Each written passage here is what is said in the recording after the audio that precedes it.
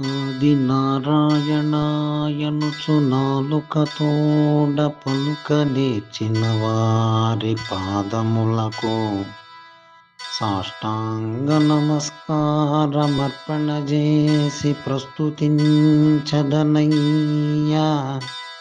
బహువిధముల ధరణిలో నరులెంత దండివారైనను నిన్నుగానని వారినే స్మరింప మేము శ్రేష్ఠులమంచు మిడుకుచుండెడి వారి చంతజేరగబోను శేషశయన. పరమ సాత్వికులైన నీ భక్తవరుల దాసులకు దాసుడనుజు మీ ధాత్రిలోన భూషణ వికాస శ్రీధర్మపుర నివాస దుష్ట సంహార నరసింహ దురిత దూర